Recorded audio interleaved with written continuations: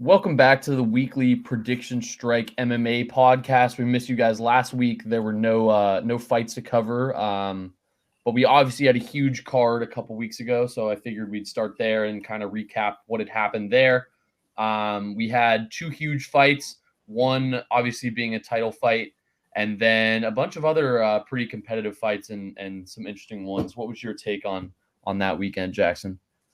I mean, lots of great action. We kind of saw the Dagestan Russian conglomerate dominate. We saw Saeed in his debut look really good. Someone definitely to keep an eye on in the future. Ikram, got it done against Warley. You say you had Alvis in that one, right?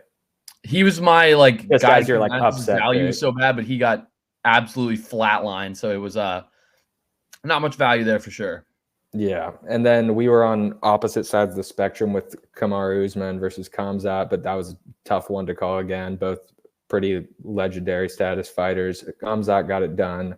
Arguably a little bit less excitingly than people thought, considering his whole I'm going to kill you mentality going into the fight. But yeah, it was a little underwhelming. Yeah, he got the dub though. Thankfully, Islam made up for that with a way to finish that fight that I don't think anyone would have predicted. I'm sure the chances of that were definitely very rare, and he landed one and he got it to go though. It was that fight definitely was more exciting than I thought. I thought it was going to be maybe a little bit more of a dominant fight from Islam than their first meeting, but I thought it was still going to be like a 4 rounds to 1, like he outpoints him, unanimous decision type thing. Yeah, no, pretty much exactly what we were expecting to happen on that one. Well, not exactly, but we expected Islam to go out there and get it. Love Islam. Funny ass guy. Also, Jackson and I both are alive in our survivor pool. I had Ankalaev, who, I mean, a no contest there. He was looking good. Yeah, we're not counting that. I don't think there's a way to really eliminate me off that. It wasn't a win, but it wasn't a loss. So I think I'm still alive. And then Jackson, of course, had Khamzat, who won his fight, as we just covered. So both still in there. We'll both give a pick for this upcoming week, and we'll keep that going as well. Both still in there, but both hoping for maybe a little bit more confident results with our picks. Yeah, both a little sketchy. Yeah. All right. Do you have any preliminary fights for Sao Paulo that you've been looking at? Not a ton. We talked about the last fight or I guess it's probably the first fight of the night, of Diakise versus Fernandez. I know you had a certain take on that I'll let you cover, and then we can probably just hop right into the main card. For sure. Diakise is a guy who's somewhat of a veteran in the UFC, whereas Fernandez is entering his official UFC debut. I think, Diakise, he started off as kind of a kickboxer, kind of has been adding grappling into his game in his more recent fights, and is now, that's mainly all he does. He has 21 takedowns in his last 4 fights. So he's going to be looking for takedowns and grappling. And that's kind of the reason why I like Kawi here, or Kiwa, I think it's pronounced here. I think he's going to be trying to grapple too much for a game plan against Fernandez, who has really, really good grappling and takedown defense, and that's kind of what he specializes in. I'm kind of more uneasy about Mark than I am confident in Kiwa, but I think Fernandez still needs to be cautious about, gassing out, in front of his hometown in a fight against a veteran grappler and kickboxer. So as long as he doesn't gas and can stay patient, I think Fernandez has this one. As far as any of the other prelims go, Victor Hugo versus Daniel Marcos is actually a pretty good fight. Hugo is riding a huge 13-fight win streak into his UFC debut, and wow. Marcos on the other side is undefeated with 8 stoppages, so he can kind of cash in decisions or KOs. So he he's got the tank to last him, which is something to look out for. He's also a counter striker, which kind of feeds into the game of Victor Hugo, who's very, very aggressive and is going to come out just throwing bombs. So I like Daniel Marcos, kind of technical abilities and patience versus powerful striking and just pressure. Moving into this main card here, to start it off, we got Vince Pichel versus Ismael Bonfim. Pichel's price is coming in at 86 cents, and Bonfim is coming in at $1.21. How do you see this one turning out, Jackson? I mean, you and I were kind of going over the Bonfim bros in their kind of back-to-back fights this week. I mean, I love the looks of Vince from Hell Pichel. You know, it's terrifying, but I just don't really see any path to victory for here against Bonfim. I mean, I do see a path for victory. I won't say that for Vince Pichel. Like, I will say that if he can slow it down and, you know, be super patient and use all of his veteran abilities and just technique, like, yeah, he could maybe squeeze out a round against Bonfim, but I just don't see that happening. He is a wild striker who could gas and just, he throws everything with 100% power. So he's going to come in looking to just, you know, screw up Vince from Hell. He's coming off a submission loss to Benoit Saint Denis, but we know by now that Benoit is a monster. Yeah. So not too concerned with that.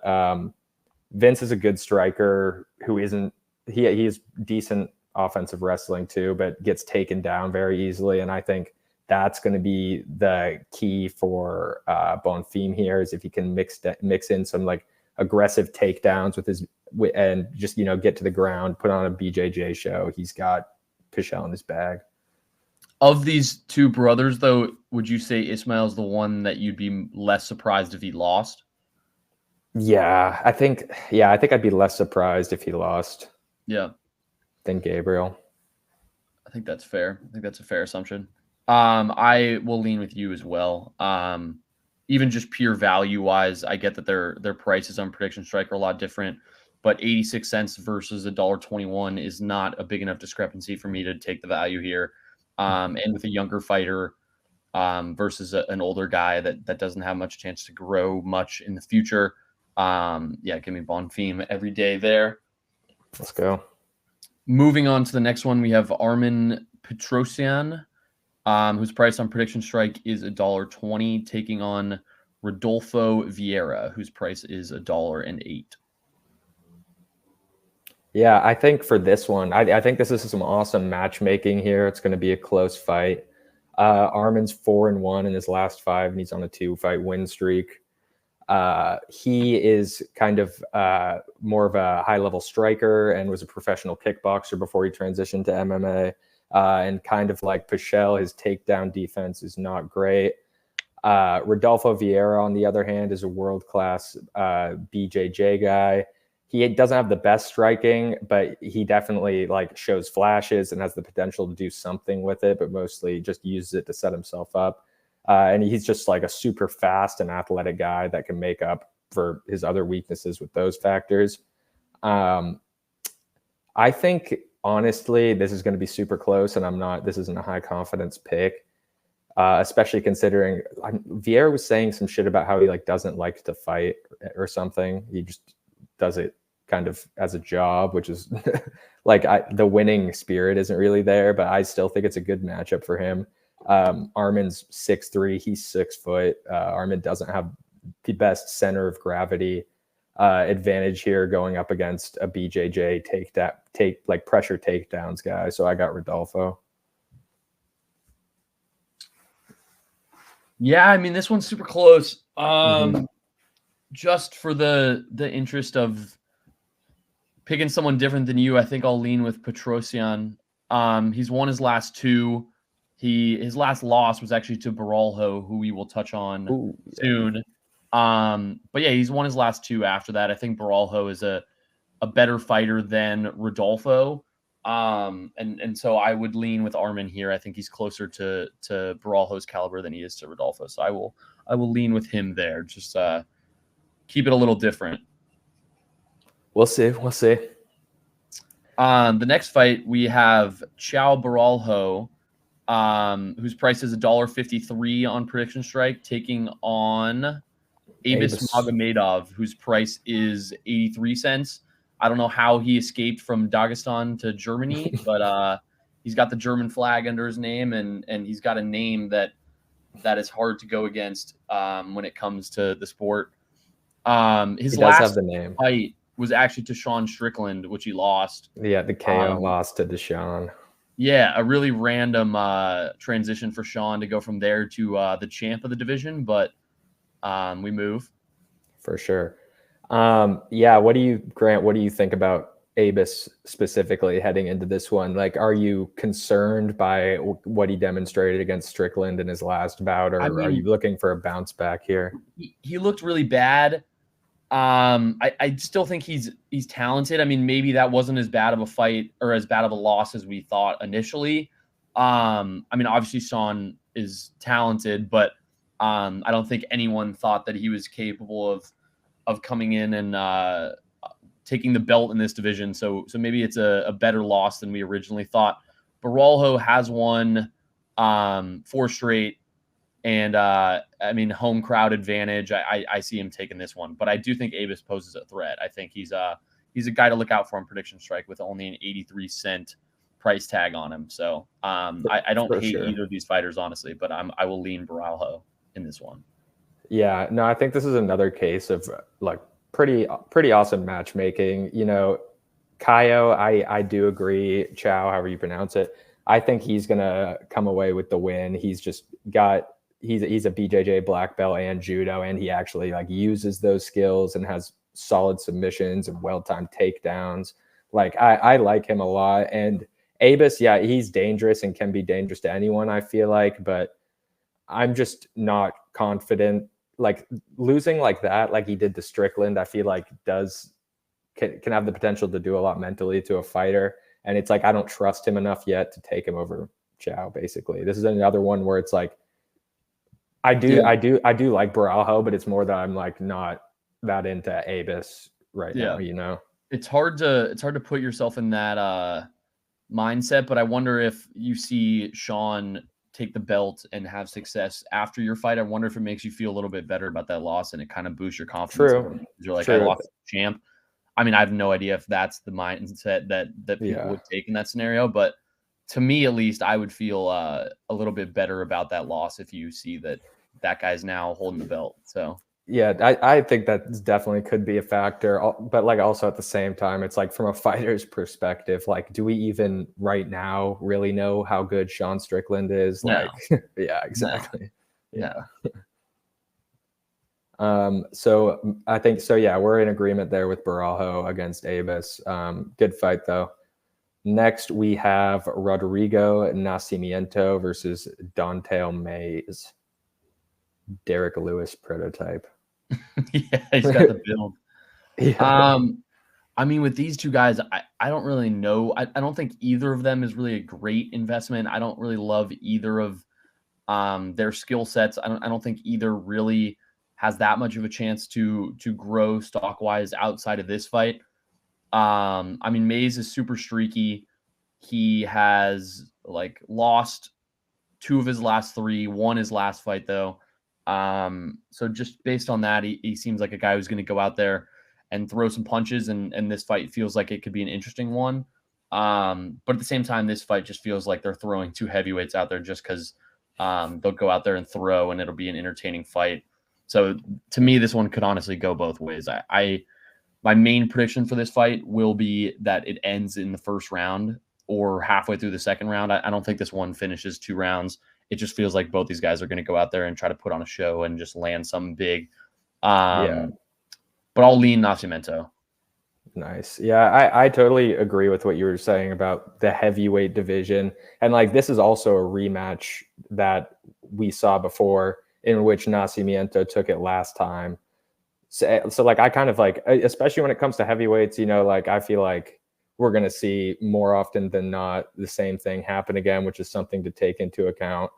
I think Dante is the more powerful fighter, but Rodrigo is kind of the better fighter.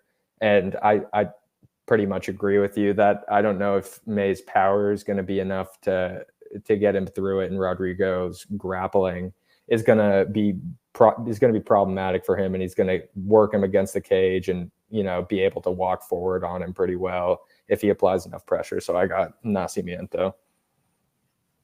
Yeah, I mean, just to reiterate though, I think whoever lands the bigger punch in round one will probably win the fight. I think whoever gets wobbled first, it's tough to come back from that, and I think either of these guys are capable of doing that. So I would not be surprised if this one goes either way. Yeah, I'd agree there. Moving into the co-main here, we have Gabriel Bonfim taking on Nicholas Dalby. Bonfim, obviously, we touched on his brother earlier. A great prospect, 2-0. His brother unfortunately lost, so he's 1-1. Started out around the same time. Bonfim, 26 years old, feels like a great investment for me. On Prediction Strike, his price is a little higher than a guy with only 2 fights, but you can just tell that hype is there. His price is $2.46, so the highest we've touched on so far. And then we have Nicholas Dalby at $1.59. Yeah, I am going to lean Bonfim here with a high level of confidence. Like, it looks like here, like the UFC just set up the Bonfims to have awesome fights at home here. And, you know, I think like Dalby, he's super hittable. He has decent takedowns, but bad takedown accuracy. Like he does get takedowns, but he's not accurate.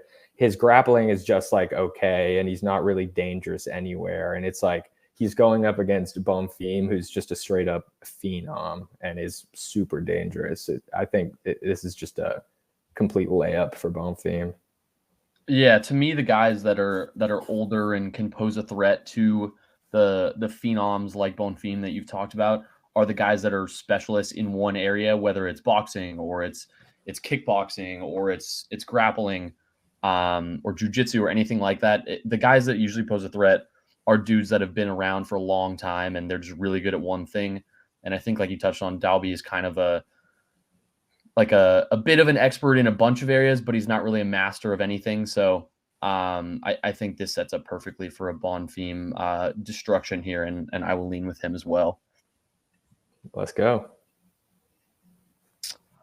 Moving on to our final fight, we have Jailton Almeida, whose price on Prediction Strike is $4.08, taking on Derek Lewis at $2.20. I mean, just based on the news this week, it seems like Derek's head is a little bit out of this one. But who knows? I mean, he's always one punch away from winning whatever fight he's in. To me, this just feels like the classic Derek Lewis wins a fight, gets a guy who's a little bit more talented, and then that guy is able to just kind of piece him apart. I will take Derek Lewis against anybody who's just throwing hands and is out there to cause destruction. Like the two heavyweights we touched on earlier, I think Derek Lewis is great at taking down those kind of guys. But against a dude like Almeida, who's more experienced in other ways and can kind of piece them together with combinations and is a little bit more talented overall, it feels like the kind of fight that Derek Lewis is a little bit outclassed in. Yeah, I'm with you. And like, you know, the whole Derek Lewis arrest definitely doesn't benefit him, in my opinion, at all. You know, Almeida's striking is a little bit of a question, and we know that's Derek Lewis's thing. But at the end of the day, you're right. Like, Almeida's just going to come in here and be the better fighter. Derek Lewis is always more dangerous, but almost never the better fighter. And I think he's going to win, like, in a similar way to that Spivak did. But I just don't think Derek Lewis is going to be able to get up like he did against Spivak. Like, the top pressure from Almeida is so insane. He's like just so huge and strong. Like, if it goes to the ground, I think it's going to stay on the ground low key in this one. Yeah, I agree.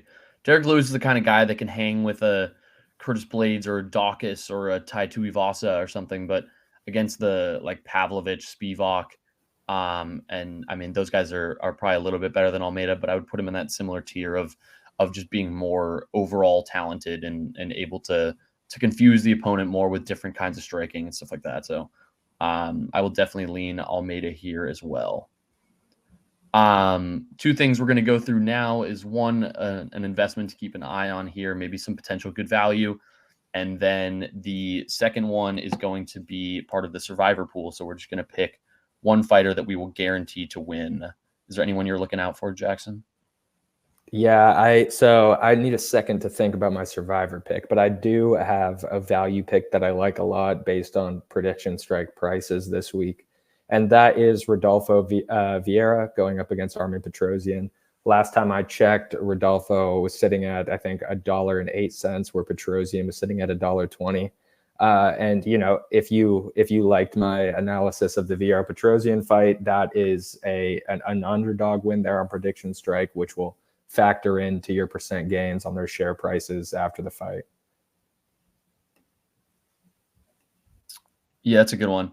I think my value pick here is going to be Daniel Marcos, you touched on earlier in the undercards, but he's an undefeated fighter. I mean, his path to getting bigger fights is clear. Yeah, I mean, I feel like he's a guy that could string together some wins and potentially get himself into some bigger fights in the future. And I mean, just undefeated as well. So as long as you have that tag under your name, it's going to be tough to stop getting fights booked. So I think he wins this week, and I think the hype train continues to build. I think that's a good pick. My must-win guy for the survivor pool, I assume we can pick the same one, and I think we probably will be here in Gabriel Bonfim. I think this one's a layup. And I mean, in his home country of Brazil here, the UFC has lost some of their Brazilian champs. It feels like for a long time there was always a Brazilian somewhere in the title rankings, whether it was Anderson Silva or like Davison Figueiredo or someone like that. It felt like there was always a Brazilian. I guess Alex Pereira could hold the belt in the next few weeks, but I would lean here with Bonfim. I think he's a guy that's 26 years old, and they see huge potential here in a country that loves the sport and is lacking a current star right now. So I think the country's going to get behind this dude, and he's going to win here and string together a few fights and eventually be high up on rankings in that welterweight division. Yeah, and I think just for the sake of being helpful to our viewers, I'm going to go with the other Bonfim brother as my survivor pick, Ismail. I am not as 100% confident like I am with Gabriel on this one, but I do think he has absolutely all the tools and power to get it done. As long as he mixes in all this wild stuff that he likes to do, like flying knees and aggressive pressure-filled takedowns, I think his high-level background paired with his explosiveness is going to be too much for Vince. A little Bonfim action this weekend. Vince from Hell Pichel. Yeah, sad to fade. It's almost as good as the Pleasure Man. The Pleasure Man. Yeah, we need another fight from the Pleasure Man soon. Yeah, it's good. All right, well, I think that's where we'll wrap this one up. Enjoy the fights this weekend, and we will be back next week with more. But for now, thanks for watching, and peace.